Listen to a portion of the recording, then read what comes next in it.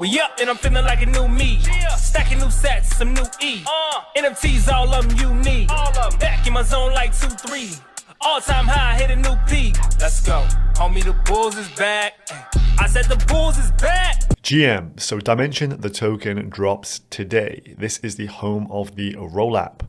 We're going to explain what that means, go into the token economics, and at the end of this video, have a bit of a price comparison sheet as well. So lots to get through. Let's jump in, subscribe if you're new. Let's go. So the airdrop for the DYM token comes in just a few hours time. Participants who have received the airdrop will get it directly airdropped into their wallets, just how airdrops used to be. No claim process where you potentially get rugged.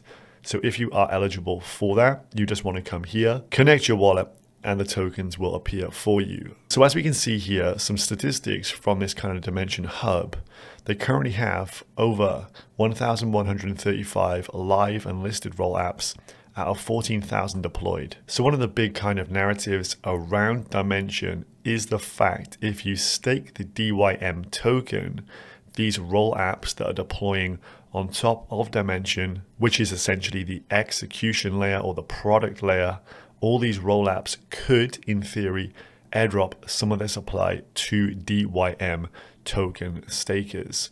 So that is why people are kind of bullish on this. Also, there's quite good tokenomics we'll go into as well, but it's mainly around the airdrop potential, which is one of the biggest narratives in crypto now. And I think everyone can understand free money, helicopter money, whatever you want to call it, and people like the sounds of that. So they're willing to stake their tokens or position tokens ready for airdrops. So this could be a real key driving factor of the price potential for DYM Dymension. So if you haven't done any research into monolithic versus modular blockchains, we'll do a very quick TLDR. Basically, a monolithic approach requires the three core components: execution, settlement, and data availability with consensus to be done within the full stack. So think Ethereum, everything gets done on that one chain. But with a modular approach, you break this down. You've got the execution layer, settlement layers, and then data availability at the bottom. You would have heard of Celestia, data availability. That will sit at the bottom of the pile here. So this is all about how the data is used in this modular approach. So the data layer, think Celestia or Polygon Avail. Those are some of the biggest names in that kind of space right now.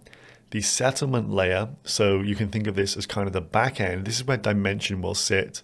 And it deals with the settlement and consensus for the execution layers that sit on top, which are these RollApps. So those RollApps, those 1,100 live or 14,000 deployed, those are the ones that sit on top as the kind of forward-facing product layer on top of Dymension. So Dymension is marketing itself as the home of the RollApp. And all of these RollApps will delegate their consensus to Dymension. So one of the best analogies I've seen for this is you can see the RollApps as the front end, Dymension as the back end, and then Celestia data availability as the kind of database that sits behind it to give you more of a Web 2 TLDR on the kind of setup and lay of the land with a modular approach. So what's the distribution of the DYM token?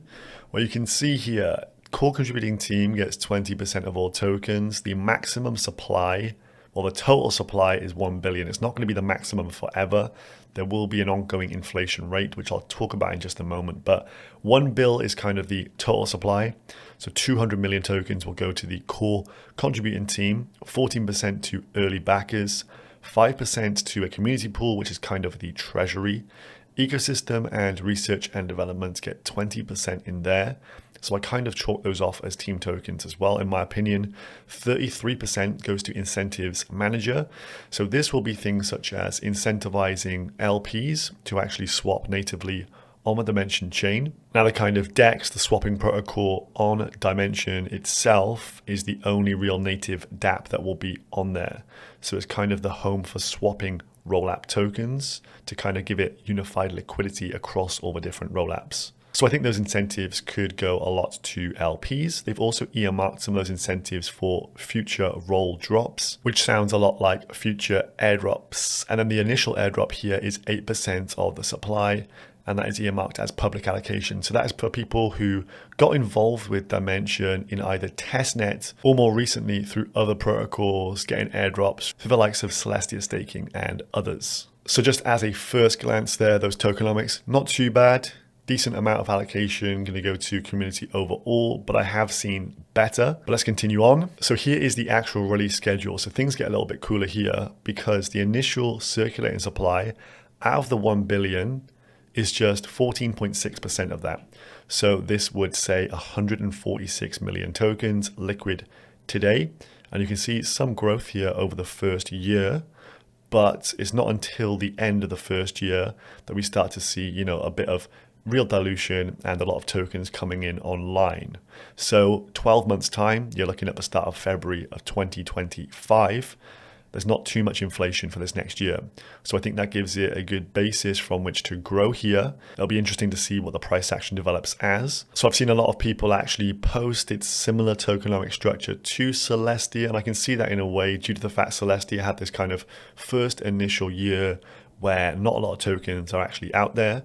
And if you just think about it logically, if a protocol does develop through its first year, it has key catalysts, it has some things that people get bullish on, maybe airdrops. And in this case here, if they have some good airdrops from other RollApps deployed on top of Dymension, you can really see why people would FOMO into this. And if there is a fixed supply over the first 12 months, any incremental demand should push price up. And you can see from this, there's a 12-month cliff for the backers and the core team as well, followed by a 24-month linear vest. So that is the reason why it looks like this kind of structure here. First 12 months, pretty damn flat. Now from the docs and the token economics, some of the key findings here. So if you just look at the bridging structure here, you can see on the left-hand side, Rollapp into the Dymension hub and then into the further IBC ecosystem. So within Cosmos, IBC transfers are one of the coolest inventions because you can just move liquidity seamlessly across chains and they're all very simply connected together. But if you just look at the structure here, if you have a Rollapp on Dymension, and as we saw earlier, like 14,000 have been created so far, if they want to transfer data into the wider IBC ecosystem, they have to go through the Dymension hub. They can't do it themselves.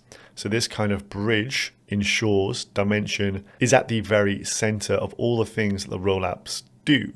So if you think of RollApps as the product layer, if there is a very successful product that is launched as a RollApp, Dymension's going to get quite a bit of a clip running through that. And I can showcase you this on this next page. So first and foremost, I love the fact they've used monetary policy to describe their token economics here. So the first thing on here, validating bridge fee. So for processing a withdrawal from a RollApp, the validating bridge fee must be paid. So fees collected through this process are payable. They are then converted into the DYM token. So say the RollApp maybe charges in their own token, that would get converted into DYM, and then the DYM is subsequently burned. So there will be a deflationary mechanism just from transfers across that bridging architecture, which is pretty cool to think about. And the parameter for that will be set by governance. In this example here, they say the fee parameter is 0.1% and a user withdraws 1,000 USDC, the fee would be $1. And that $1 would be burned from a Dymension supply forever. So it will be deflationary to some degree. Then we have protocol swap fees. If I just go back to the initial portal, from the top, you can see liquidity and swap. So as mentioned, it has its own AMM, its own kind of DEX on Dymension, the Dymension hub. And this is where the unified liquidity takes place because all the liquidity can be traded for any of these Rollapp tokens directly through this AMM. So I guess it will take quite a lot of trade as time goes on. So part 2 here, Dymension charges a protocol swap fee on all of the swaps. So this means that in all of those AMM swaps, and typically in an AMM, which they've gone down the same path, the normal kind of fee is 0.3% on a trade. 0.2% will go to LP, so liquidity providers getting paid their share, but the protocol swap fee is 0.1%. And from that 0.1%, all of that goes to reducing via a burning process, the DYM token. So in here, 2 deflationary token economic points, which is very, very interesting. And the third and final kind of real use case here for DYM is the fact that these RollApps will need to bond and stake DYM tokens in order to run their sequencers. So I think the easiest kind of parallel to draw on that is kind of like the Polkadot ecosystem with the parachains, where the parachains bond some tokens and hold them to be part of the overall Polkadot ecosystem. Similarly here, these RollApps are also going to be bonding tokens, which should draw quite a bit of supply from the market. But we need to see this not in theory, but in practice, I would suggest, to see how bullish this is overall. But I do think overall, these are very strong token economics to have come with. Then last thing to mention before we look at the sheets here, the target staking rate for Dymension. So you can stake the tokens of a network. The target rate is 67%. And this is where the monetary policy also kicks in with inflation.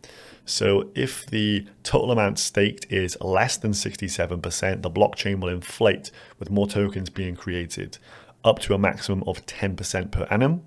If over 67% of tokens are actually staked to the network, then the monetary policy will work in reverse and actually reduce the amount of inflation down to a minimum of 1% per annum. So those are the kind of predetermined monetary policy statements already made, and it will just work around that. So super interesting to see them using the term monetary policy, to be honest with you, and then having this kind of implemented via the docs.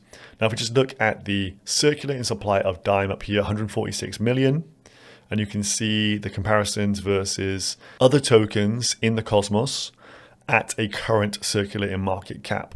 So, for example, fan favorite here, Kuji, market cap's around $400 million.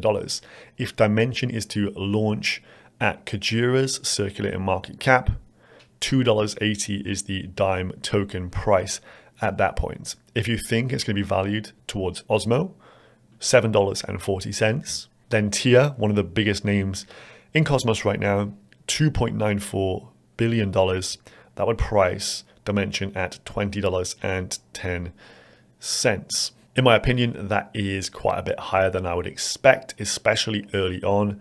I think if everything goes really well, maybe towards like 10 months out or something, towards the end of this year, maybe we can see some of these crazy price points. But I think it will have to actually prove itself and prove that the RollApps being deployed on top of Dymension are at least noteworthy and are actually gathering a lot of mindshare and bringing a lot of users to the overall ecosystem. If you've spotted over on Whales Markets, this thing's been trading between $3 and $4. That puts it between Altlayer and Akash, that kind of market cap region. So that is what the market price has kind of been during this pre-market event. So very interested to see how it launches a little bit later today in the next couple hours and how it maps out in comparison to some of these projects already on the Cosmos. But overall, bullish on Cosmos. As you can see, things really heating up over there. I hope you enjoyed this one. Drop me a like and a comment if you like a bit of a tokenomics overview. Subscribe if you're new.